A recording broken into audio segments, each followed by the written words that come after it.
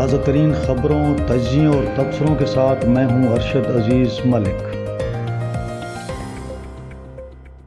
السلام علیکم ناظرین، امید ہے آپ خیریت سے ہوں گے۔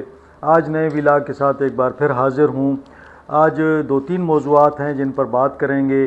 ایک تو کرم کے حوالے سے بات کریں گے، کرم میں کیا ڈیولپمنٹ ہوئی، کیا امن آیا یا نہیں آیا، ساتھ ساتھ کس نے کہا کہ اب لانگ مارچوں، دھرنوں اور تشدد کی اجازت نہیں دیں گے، اس حوالے سے بات ہوگی۔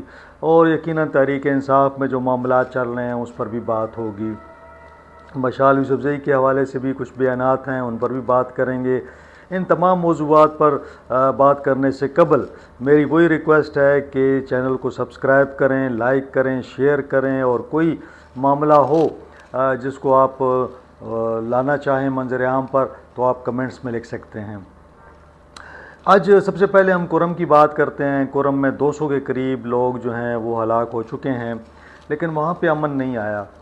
اب وہاں پہ کل کا ہی واقعہ ہے کہ ایک بار پھر ایک قافلہ جا رہا تھا، اور وہی مقام جو ہے بگن، جہاں پر یہ واقعہ جہاں سے شروع ہوا تھا، وہاں پہ انہوں نے ایک بار پھر طالبان نے حملہ کیا، اور ٹی ٹی پی کے طالبان حملے میں 4 سیکیورٹی اہلکاروں سمیت 5 افراد جو ہیں وہ شہید ہوئے۔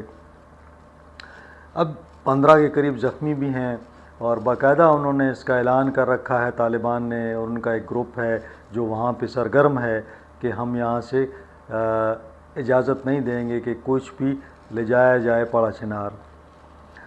اب میں بار بار یہ کہتا ہوں، اور میں نے کئی مرتبہ یہ کہا کہ دیکھیں یہ معاملہ جو ہے زمین کا ایشو نہیں ہے، اور میں اس بات پہ یقین رکھتا ہوں کہ دیکھیں تنازعات کو آپ حل کر سکتے ہیں بیٹھ کے، لیکن یہ تنازع ایسا نہیں ہے، یہ ایک فرقہ وارانہ معاملہ ہے۔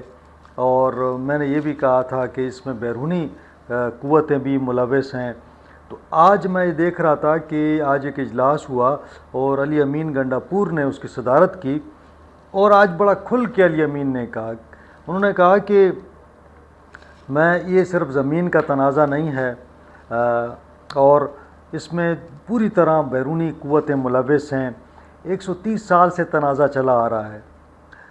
تو انہوں نے کہا کہ ہم کیوں چھپاتے ہیں کہ یہ صرف زمین کا تنازع نہیں ہے، زمین کا تنازع تو وہ افراد کے درمیان ہوتا ہے، قوموں کے درمیان نہیں ہوتا۔ بیرونی قوتیں جو ہیں وہ یہاں پہ اسلحہ فراہم کر رہی ہیں، گولہ بارود فراہم کر رہی ہیں، اور بھاری ہتھیار فراہم کر رہی ہیں۔ یہ قوتیں کرم کی جو چنگاری ہے، اس سے پورے ملک میں فرقہ واریت کی آگ لگانا چاہتی ہیں۔ یعنی جو بات میں کرتا تھا کہ بالکل یہ امن اس وقت آئے گا جب آپ یہاں سے اسلحہ لے لیں گے، بنکر آپ ختم کریں گے، لیکن جو سپلائی ہے اسلحے کی، اور جو وہاں سے فائنینشل ایڈ آتی ہے، اس کو روکنا پڑے گا۔ ان گروپوں کے پیچھے باقاعدہ ایک منظم سازش کے ذریعے دونوں اقوام کو، مطلب دونوں شیعہ سنی کو لڑایا جا رہا ہے، اور کسی وقت بھی آپ دیکھیں گے کہ یہ صورتحال پورے ملک میں پھیل جائے گی، کیونکہ جب لوگ مریں گے اور لوگ اسی طرح واقعات ہوتے رہیں گے تو اس کا تو کوئی اینڈ نہیں ہے۔ لیکن مجھے نہیں معلوم کہ ہم جو ہے نیشنل انٹرسٹ میں، اور ہم یہ بات کو بالکل اگنور کرتے ہیں کہ یار یہ معاملہ جو ہے انٹرنیشنلی ہے، اور اب کوشش یہ کرنی چاہیے ہمارے اداروں کو کہ ان لوگوں کو گرفتار کریں جو لوگ ان کے پیچھے ہیں۔ ان لوگوں کو اگر آپ پکڑ بھی لیتے ہیں تو اس سے مسئلہ حل نہیں ہوگا، لیکن وہ لوگ جو ان کو سپورٹ کرتے ہیں، جو لوگ ان کے پیچھے ہیں، جو لوگ یہ اسلحہ لاتے ہیں، بارود لاتے ہیں، بھاری ہتھیار لاتے ہیں اور ان کو دیتے ہیں، یقیناً ایک ہی راستہ ہے افغانستان کا جہاں سے ان کو مل رہا ہے، اور دونوں گروپوں کو مل رہا ہے۔ تو اب بڑی بدقسمتی ہے کہ ہمارے ملک میں کہ ایک بیرونی قوتیں جو ہیں وہ یہاں مداخلت کرتی ہیں، اور یہاں پہ لوگوں کو اپنے اس کے لیے لڑاتی ہیں۔ تو میرا خیال میں اس جانب توجہ دینی چاہیے، اور آج میرا خیال ہے حکومتی سطح پر اس کا اعتراف کر لیا گیا ہے کہ بیرونی مداخلت بہت زیادہ ہے۔ اب چلتے ہیں جناب اگلے موضوع کی جانب۔ تو آج نواز شریف صاحب نے اپنے کچھ ایک اجلاس کیا، اور بڑے کم منظر عام پہ آتے ہیں عمران خان صاحب کی طرح، تو ان کے موضوعات تو روزانہ چلتے ہیں۔ نواز شریف کے حوالے سے میڈیا پہ کوئی بات نہیں ہوتی۔ لیکن آج انہوں نے کچھ ملاقاتیں کی ہیں اور کچھ بات چیت کی ہے، تو ان کا یہ کہنا تھا کہ ملک اپنے پاؤں پر کھڑا ہو رہا ہے، اب لانگ مارچوں، دھرنوں اور تشدد احتجاج کی اجازت نہیں دی جائے گی۔ نواز شریف نے کہا کہ 2013 میں شروع ہونے والا ایک استحکام کا جو سفر تھا اس میں آئی ایم ایف کی ضرورت نہ پڑتی، لیکن ان کی حکومت کو ہٹایا گیا، انہیں ہٹایا گیا۔ پھر اس کے بعد جو ہے 2018 میں عمران خان کو لایا گیا۔ اب وہ مزید کہتے ہیں کہ پارلیمنٹ کے اندر اور باہر انتشار پھیلانے والوں کے عزائم بے نقاب کرنا ہوں گے۔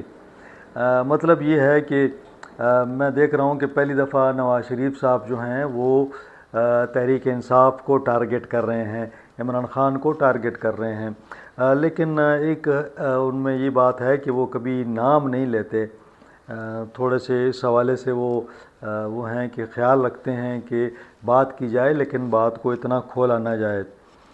اب جناب تیسرا جو موضوع ہے اس پر آ جاتے ہیں۔ تیسرا موضوع جو ہے وہ عمران خان صاحب کے حوالے سے ہے کہ ان کے وکلاء آج بھی گئے لیکن انہیں اجازت نہیں ملی ان سے ملاقات کی۔ ہم پچھلے ولاگ میں بھی بات کی تھی کہ پابندیاں سخت کی گئی ہیں، کل فیملی کو ملنے دیا گیا، اب وکلاء کو نہیں ملنے دیا جا رہا، انہیں تھوڑا سا تکلیف دی جا رہی ہے، تھوڑا سا ان کو سختی میں رکھا جا رہا ہے تاکہ وہ کسی موقع پہ خود یہ کہیں کہ جی میں کسی بات کے لیے تیار ہوں۔ لیکن آج بھی ان کے جو تحریک انصاف کے جو ایسے لیڈران ہیں جو عمران صاحب کے کلوز ہیں تو وہ یہی کہتے ہیں کہ عمران خان صاحب کسی صورت نہیں ٹوٹیں گے۔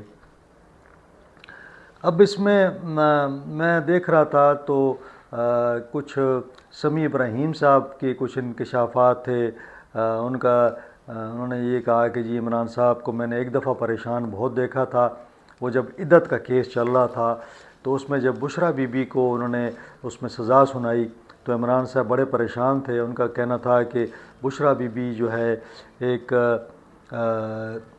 شریف خاتون ہیں اور ان کو میری وجہ سے سزا دی جا رہی ہے اور ان کی عزت داغدار کی جا رہی ہے۔ پھر وہ ایک اور جگہ پہ سمیع ابراہیم کہتے ہیں کہ علی امین جب 9 مئی سے پہلے کے معاملات میں تو اس وقت وہ بہت زیادہ ان کو تکلیفیں دی گئیں، گرفتار کیا گیا، ان کے بال کاٹے گئے، پنجاب کی جیلوں میں رکھا گیا، لیکن اب وہ کہتے ہیں کہ وہ اس کے بعد وہ کمپرومائز ہو گئے اور انہوں نے اسٹیبلشمنٹ کے ساتھ ان کے تعلقات زیادہ ہو گئے۔ حالانکہ علی امین ہی وہ شخصیت ہیں جو کہ جو بھی تھوڑا بہت ریلیف ہوتا ہے وہ حکومت سے یا اسٹیبلشمنٹ سے لیتے ہیں، اور وہ عمران خان صاحب کو کوشش کرتے ہیں کہ ان کو تھوڑا سا کچھ فائدہ پہنچا سکیں۔